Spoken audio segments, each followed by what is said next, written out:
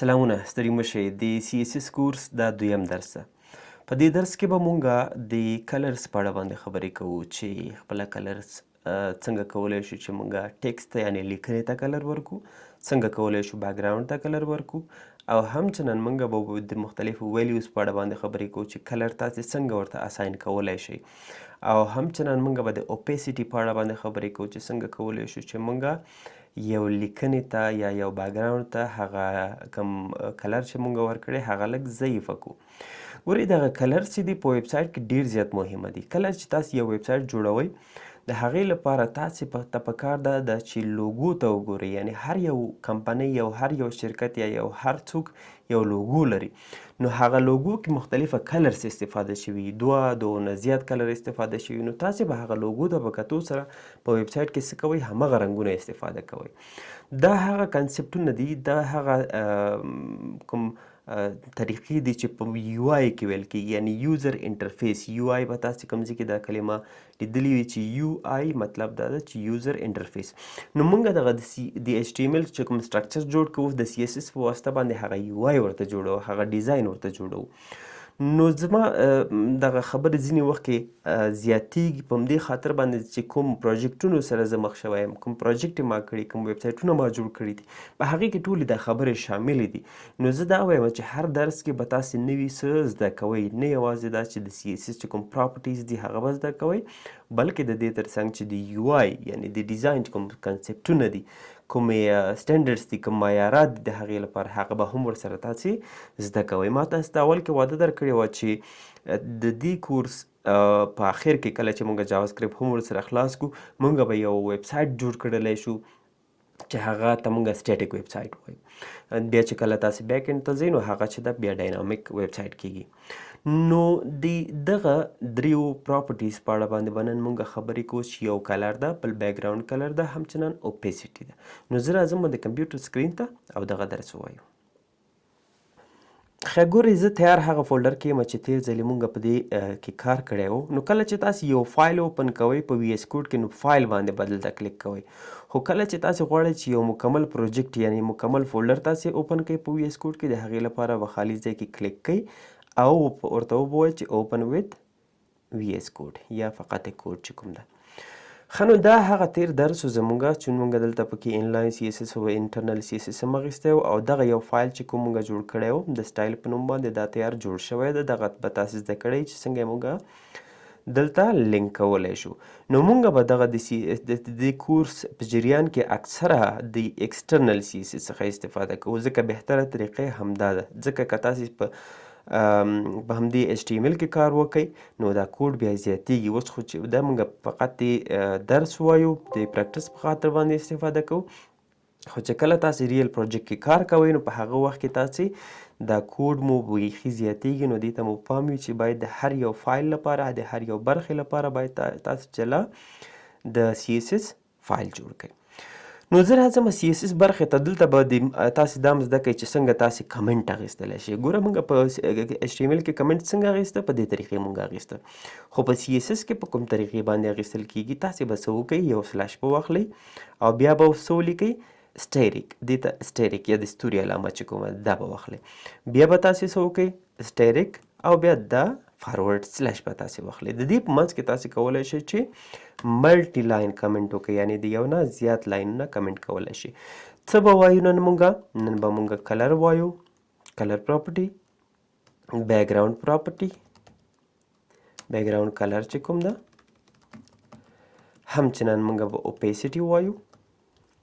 دا درې. خو د دې کلر په منځ کې به موږ څو کلر دي، څو مختلفو ویلیوګانې دي چې هغه موږ ورته اساین کولی شو. یو نوم په واسطه باندې ده، بل یې چې د هیکس کوډ په واسطه باندې ده، او بل یې چې ده بل یې د آر جی بي په واسطه باندې ده. آر جی بي مطلب ریډ ګرین او بلو، په دې رقم. نو دغه دریو پراپرټیز په اړه باندې به موږ خبرې کوو. نو تاسې همیش لپاره کوشش دا وکړئ چې کوم درس درته زه وایم هغه زده کړئ. نو انشاءالله د دې کورس په اخر کې به تاسې هر څه زده کړي اوسي. څه کوو ګورئ دلته یو ما H1 ټیګ اخیستی دلته ما پیراګراف اخیستی ده خو څه کومه زه به یو دلته ډیف ټیګ واخلم څه کوم ډیف ټیګ مونږ په HTML کې ویلی و چې د یو سیکشن د جوړولو لپاره مونږ څه کوو ډیف ټیګ نه استفاده کوو دلته به زه څه وکړم دې لپاره به کلاس ورکړم کلاس کې ورته مونږ وایو چې سیکشن 1 به ورته مونږ نوم ورکړو کلاس ته به نوم ورکړو همدغه کلاس به مونږ دلته څه کوو دلته به اخلو سیکشن 1 بیا څنګه کوو کرلی بریس سټارټ کرلی بریس اینډ په دې رقم اوس زه وایم چې دلته په دغه H1 ته زه یو کلر ورکم د هغې لپاره څه کوم هغې لپاره به راشو مونږ دا هیډینګ به لومړی واخلو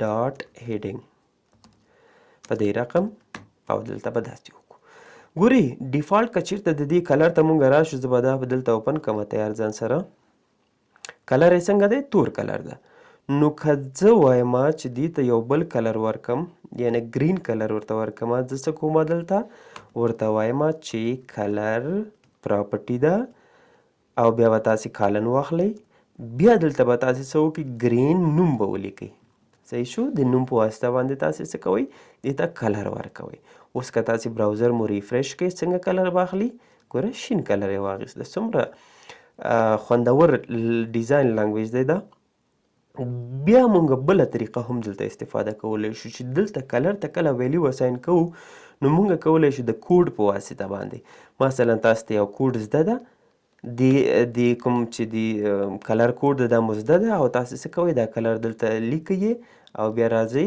براوزر مو ریفریش کوئ په دې رقم ګورئ زه به تاسو ته وښیم کلر پلیټ به زه تاسو ته وښیم کلر پلیټ زه څه کوم اکثره له دې نه استفاده کوم دلته مختلف ویب سایټونه دي چې هر یو تاسې اوپن کړه خو زه به راشم دغه لومړی اوپن کوم دلته ګورو مونږ کلر د کلر چې کوم پلیټ دی اکثره څوک چې یو ویب سایټ جوړوي دې نه استفاده کوي چې کوم رنګ دلته دوی څه وکړي ورنه په ویب سایټ کې استفاده وکړي ګوره هر یو کلر باندې چې تاسې کلیک کوئ اوس مثلا دا یو کلر ده صحیح شو زه راځم په دې باندې مې کلیک کاپي شو نو زه راځم څه کوم دلته ورته دا کلر اساین کوم په دې رقم خو لومړي سر کې به تاسې هیش ورسره لیکئ چې زینه ورته مونږ وایو زه اوس که راشم دلته خپل ډاکومنټ دا ګوره کوم کلر یې واخیسته دا یو کلر یې واخیسته چې کوم ما ورته ورکړی و نو تاسې به څه کوئ هر یو کلر به ګورئ چې کوم مو خوښیږي د هغې نه به اوس مثلا دا زه را کاپي کوم راځم دا کاپي شو راځم دلته او دلته ورته څه کوم دا پیسټ کوم خو ولې مخکې به یې تاسې څه کوئ ځینې ساین اچوئ نه هیش ساین اچوئ اوس چې کله ریفریش کوئ ګوره کوم کلر یې واخیسته چې کوم ما له هغې ځای نه کاپي کړی و نو ګوره دغه کلر کوډ دی چې تاسې ته کله ریل ویب سایټ جوړوئ دا به اکثره تاسو ته پکارېږي زه خپله استفاده کوم دا بله طریقه دا هم شته ده چې تاسې څه وکړئ RGB کلر نه استفاده وکړئ ریډ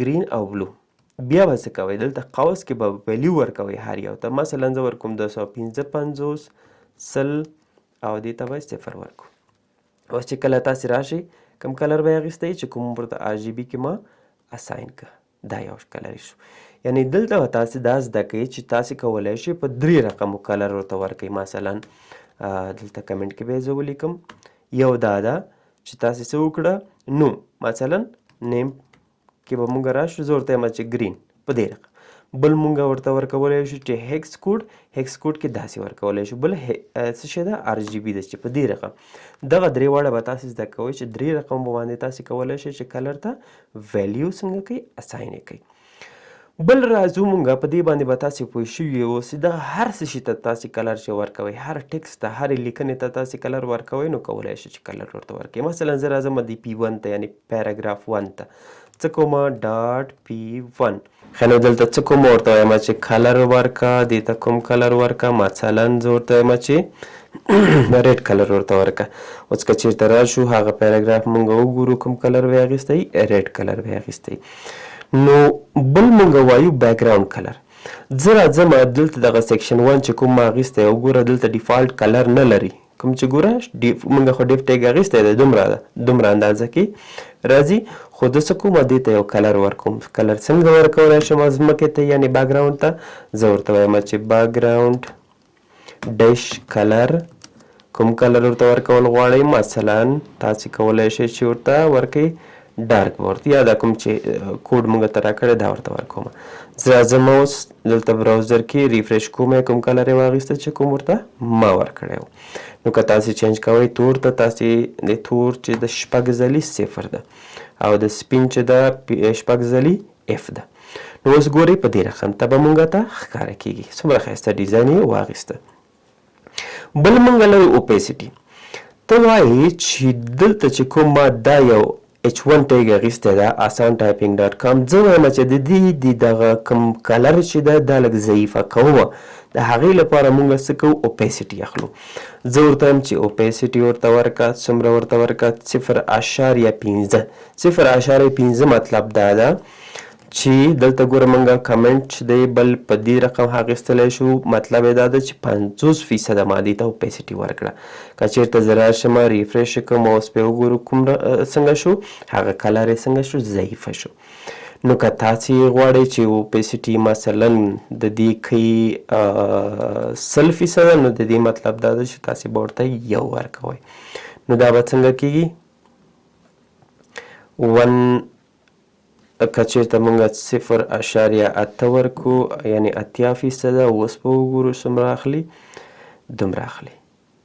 که چېرته ورته موږ ورکو 0.1، دا به بیخي څنګه کېږي؟ ضعیفه کېږي. په دې رقم ګوره ښکاري خو ډېر کم ده.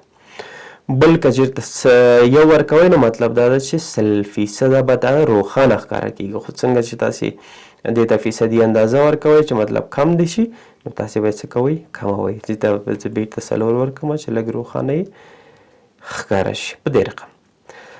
نو دغه 3 پراپرټیانې وې چې په دې درس کې مونږ وویلې. تاسې به همدغه 3 واړه ځان سره پریکټس کړئ. مختلفو ټیکسټ کې مختلفو لیکنو کې به استفاده کوئ، بیکګراوند کې به استفاده کوئ تر څو پورې چې مو دغه پراپرټیانې سمې زده شي او له یاده مو ونه وځي.